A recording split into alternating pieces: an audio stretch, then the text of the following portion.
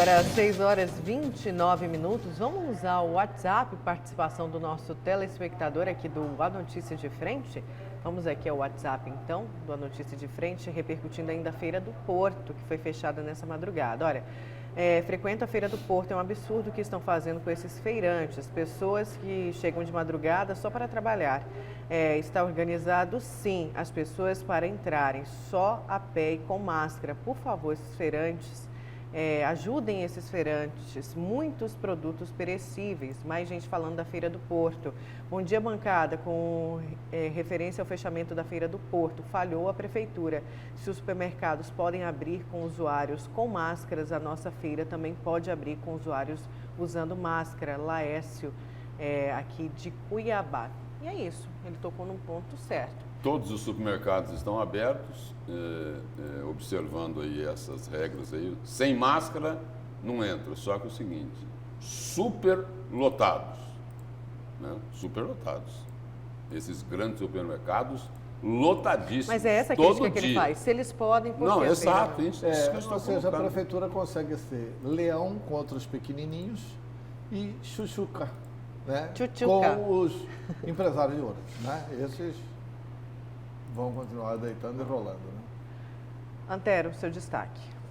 Meu destaque é o seguinte, que o Luiz Alberto Cusiol, ele deu um depoimento e contou como que tudo começou. Ele narra, e é a principal matéria do jornal A Gazeta, ele narra que tudo começou no governo Brairo Maggi, quando ele foi procurado pelo Éder Moraes, né? Em função disso, o Brairo promoveu até o Éder. Puxou o Éder da MT Fomento para a Secretaria de Fazenda do Estado de Mato Grosso.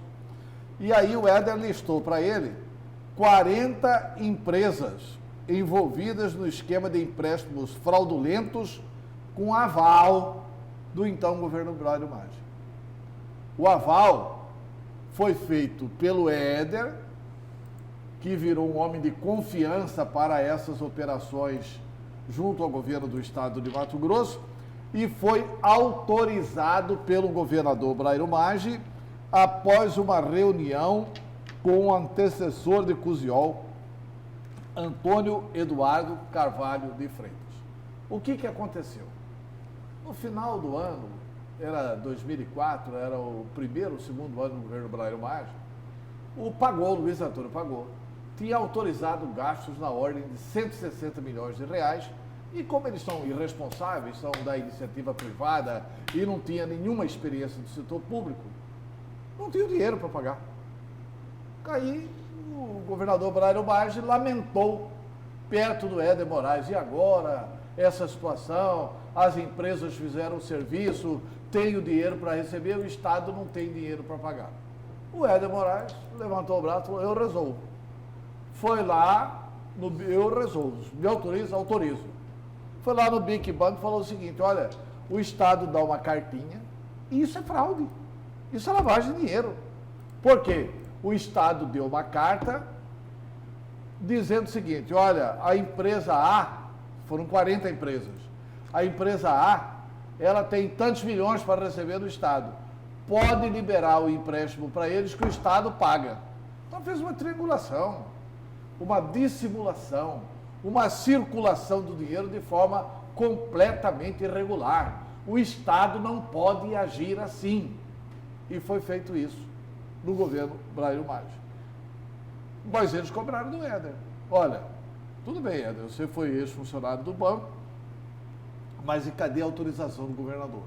Aí o governador fez reuniões, etc. e tal, e acabou autorizando esta situação.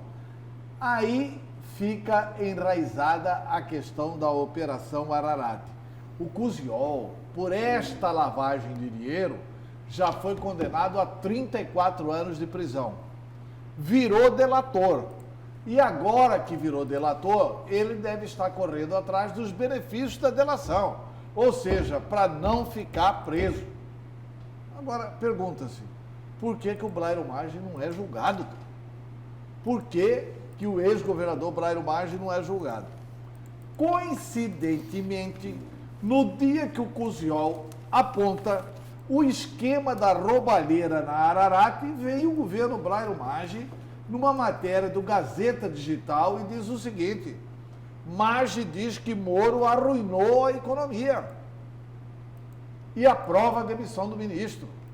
E que se o ministro Moro não tivesse saído e o Mandetta não tivesse saído, tinha acabado o governo Bolsonaro. O Blairo está destilando aqui nada mais, nada menos do que o seu ódio pessoal, porque ele acha o seguinte, que como rico, como alguém que é bilionário, como alguém, ele se julga acima do bem e do mal.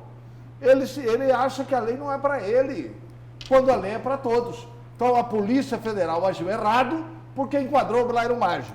O Moro agiu errado porque não interferiu na Polícia Federal e a Polícia Federal enquadrou o Blairo Maggi. O Moro é culpado do Blairo Maggi estar respondendo o processo. Olha, na verdade, o Blairo Maggi tem que erguer a mão para o céu e agradecer da justiça ser lenta demais, principalmente em relação a ele. Principalmente em relação a ele.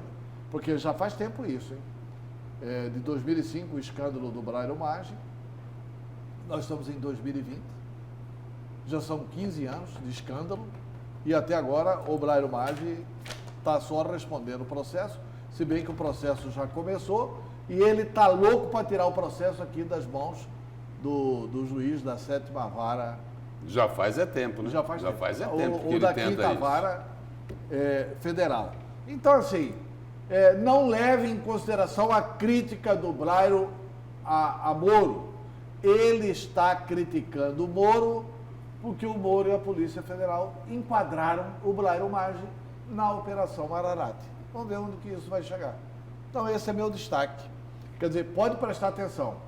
Quem fala do Moro são os bandidos de ontem e de sempre. Quem está a favor dessas demissões, tem muita gente no Congresso comemorando. O Centrão, por exemplo, está muito mais à vontade para apoiar o Bolsonaro por causa da saída do Moro. É isso. Porque foi um sinal para o Centrão, né? Foi um sinal. Sinalizou e sinalizou muito bem. Vamos... Né? Os bandidos lá da Lava Jato, né?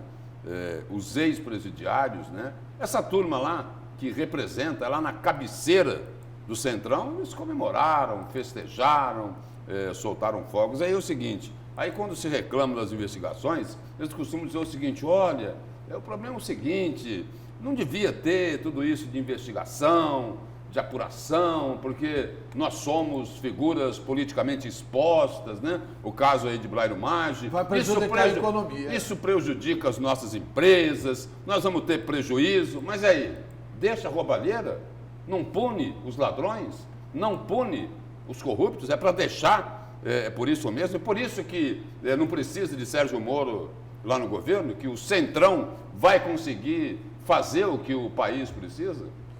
É para acabar, para acabar. E a tese que eu sempre defendi aqui está se confirmando, né?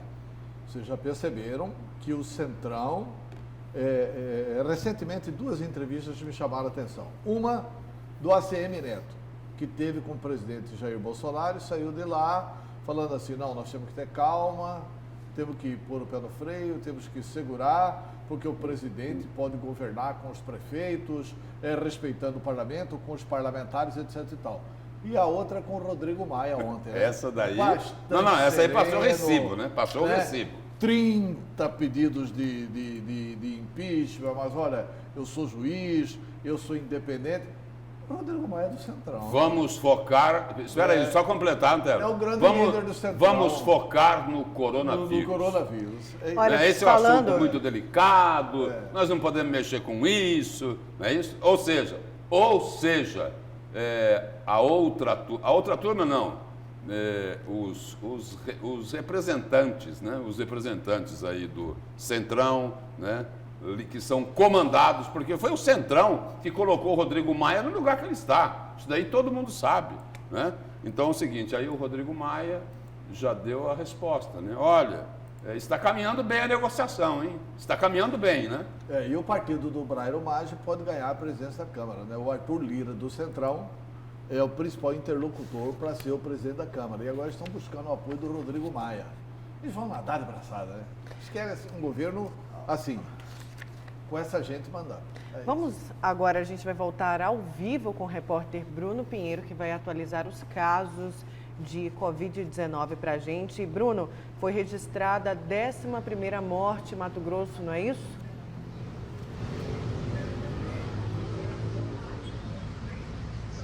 Olá, Nayara, mais uma vez, voltamos a falar ao vivo. Eu continuo usando a máscara, mas agora na mão, porque estamos usando aqui para levar informação.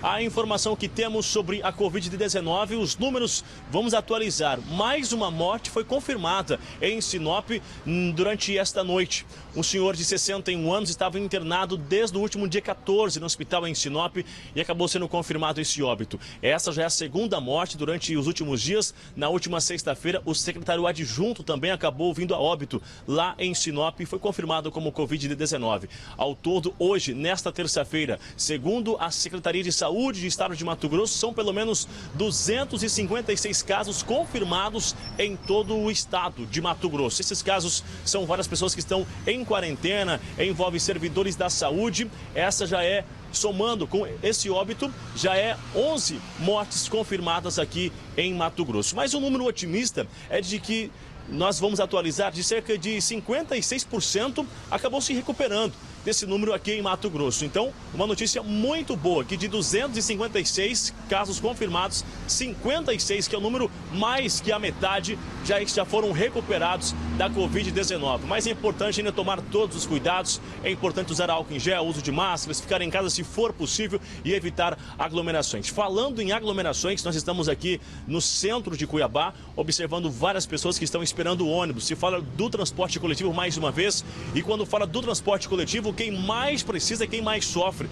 Ontem nós falamos de manhã que foi uma loucura. Abre o comércio, volta o comércio, de que forma chegar até o serviço? Muita gente esperando o transporte coletivo. E a informação, segundo o chefe de executivo, Emanuel Pinheiro, emitiu uma nota de que 50% dos ônibus estão funcionando sim. Mas esse transporte coletivo, mesmo que reduzido hoje na metade, ele continua sendo somente nos serviços essenciais e pessoas da área da saúde. Então, nós acabamos de acompanhar aqui, antes do ao vivo, um ônibus que saiu cheio. Tinha muita gente de pé dentro do ônibus e as pessoas acenando de que o ônibus estava cheio. Então, ou seja, mesmo evitando aglomerações em alguns eventos, em algumas entidades, eventos religiosos, mas dentro do ônibus as pessoas acabam ficando vulnerável com essa aglomeração. São várias pessoas esperando aqui.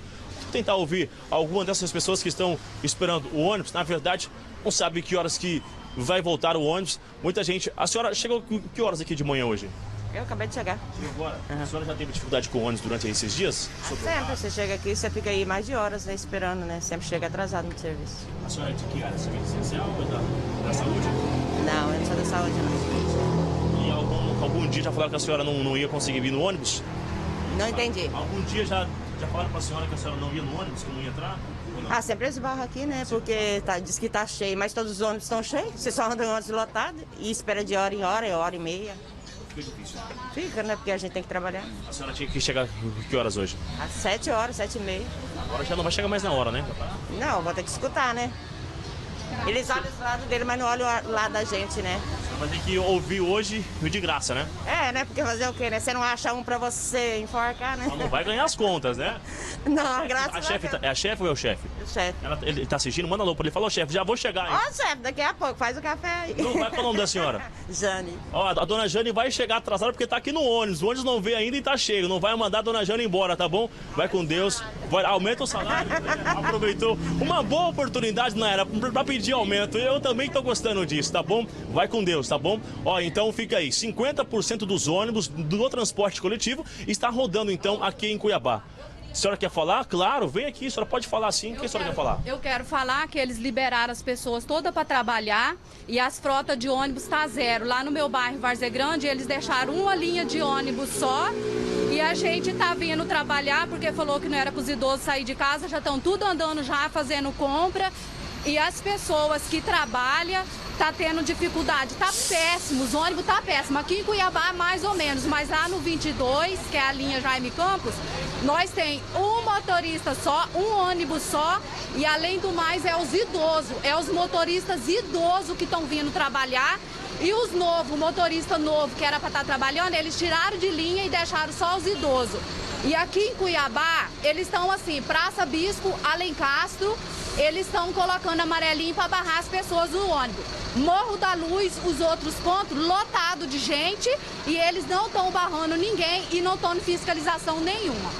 Muito obrigado, tá bom? Muito obrigado, vai com Deus. Então tá aí, as pessoas na tentativa de chegar até o seu serviço, na tentativa de começar um dia, e essa reclamação, exatamente o que essa senhora disse, é uma denúncia muito séria, de que quem está nos ônibus são idosos, os motoristas dos ônibus são idosos, ou seja, são várias pessoas que estão na área de risco, que estão no grupo de risco e estão atendendo. Olha só, essa correria, olha aqui as imagens aqui, ó, essa correria, várias pessoas acelerando na tentativa de não ficar sem o ônibus, mas lá do outro lado também existe agentes da CEMOB que estão fiscalizando esta orientação. Então, só para a gente encerrar nosso ao vivo, segundo a Prefeitura de Cuiabá, 50% está sim funcionando, mas dessa forma, com essa fiscalização, somente serviços essenciais e da área da saúde. Eu quero encerrar o nosso link aqui com essa informação de que hoje são 256 casos de Covid-19, mas um número otimista de 56% de pessoas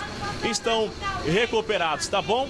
Muito obrigado, Nayara, Lúcio, Antero, eu encerro aqui e essa é a vida de quem mais necessita do nosso ônibus, que é o transporte coletivo, serviço essencial, indispensável e está com 50% rodando aqui em Cuiabá, na capital de Mato Grosso.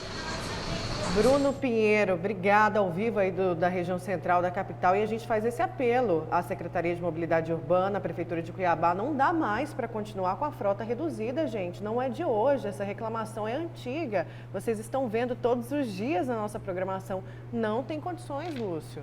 Você viu aí o pessoal desesperado, a mulher fazendo apelo para o patrão, a outra usuária do transporte coletivo falando dessa espera, do descaso com a população. Não dá para acontecer. Como que fica o caixa da campanha eleitoral?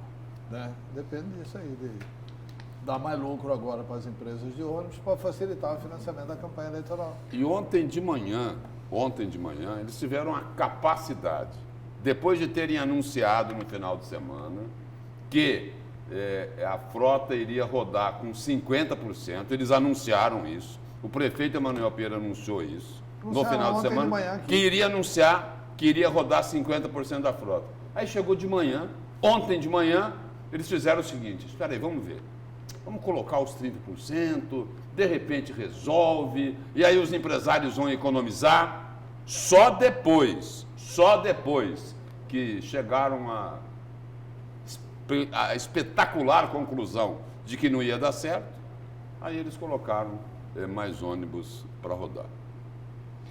Vamos então para o intervalo, na volta a gente continua com a notícia de frente, tem o destaque do Lúcio Sorte.